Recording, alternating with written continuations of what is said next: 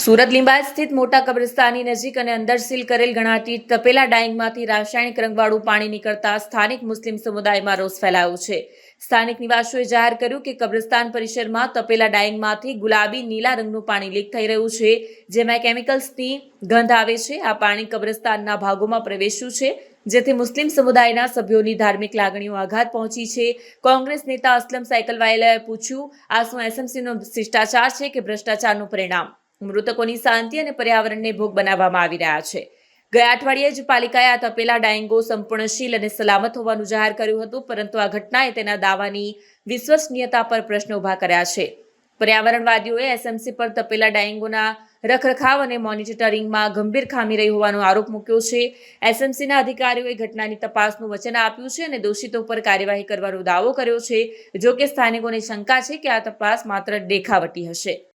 गई काले लिंबायत जोन में आवेल मुस्लिम समाज નું મોટું કબ્રસ્તાન જે રાવનગર ખાતે છે અને એની બાજુમાં સ્મશાન ભૂમિ છે। लिंबायत जोन के सूरत महानगरपालिकाનું તંત્ર હર હંમેશા સ્મશાન ભૂમિ પર પૂરતું ધ્યાન આપે છે, પૂરતી કાળજી રાખે છે। એની કોઈ પણ ફરિયાદ હોય તેનું ત્વરિત નિરાકરણ કરે છે, પરંતુ દુઃખ એ બાબતનું છે કે એક જ દિવાલની બાજુમાં મોટું વિશાળ કબ્રસ્તાન છે, પરંતુ એ કબ્રસ્તાનની અંદર ગઈકાલે કેમિકલ વાળું પાણી ડ્રેનેજમાંથી સમગ્ર કબ્રસ્તાન વિસ્તારમાં પસરી ગયું અને જે કબરો પર પણ ફરી વળ્યું, જેનાથી પર્યાવરણીય પણ નુકસાન થયું છે અને મુસ્લિમ સમાજના સ્થાનિક લોકોની ધાર્મિક લાગણી પણ દુભાઈ છે। પરંતુ લિંબાયત ઝોનના અધિકારીઓને પેટનું પાણી હલતું નથી। એક તરફ એમ દાવો કરે છે કે અમે લોકોએ ગેરકાયદેસર ચાલતા તપેલા ડાઇંગો સીલ કર્યા છે, કોઈ તપેલા ડાઇંગો ચાલતા નથી, તો આ કલર કેમિકલ વાળું પાણી આવ્યું ક્યાંથી? ડ્રેનેજ ઉભરાય કઈ રીતે? અને ડ્રેનેજ એવી રીતે ઉભરાય કે સીધું કબ્રસ્તાનમાં પાણી આવી ગયું છે। लिंबायत जोनના અધિકારીઓને આ કહ્યું કે હું ચેતવણી આપું છું કે તમારે સર્વ સમાજ, સર્વ ધર્મ, સર્વ જાતિને એક સમાન રીતે કામ કરવું જોઈએ। એક તરફ એક નજરથી કામ કરવું જોઈએ, દ્રષ્ટિથી કામ કરવું જોઈએ। ન્યાય અન્યાય કરવાનું કામ તમારું નથી, તમારી ફરજ છે કે તમારા વિસ્તારમાં રહેતા લોકોની પ્રાથમિક સુવિધાઓને સંપૂર્ણ નિરાકરણ થાય અને એને સંતોષકારક સુવિધાઓ મળે।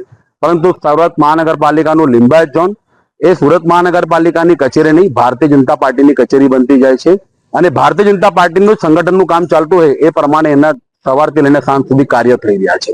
લિંબાયત ઝોનના અધિકારીઓને અમે આ તબક્કે અપીલ કરીએ છીએ, ચેતવણી આપું છું કે જો બીજી વાર આવી રીતે કબ્રસ્તાનમાં કલર કેમિકલ વાળું પાણી અંદર આવ્યું, પ્રવેશ કર્યું ને અમારી કબરોને નુકસાન કર્યું કે પર્યાવરણીય નુકસાન કબ્રસ્તાનમાં જે કંઈ વૃક્ષોને કર્યું, તો અમારે ના છૂટકે લિંબાયત ઝોનને તાળાબંધી કરવાની ફરજ પડશે।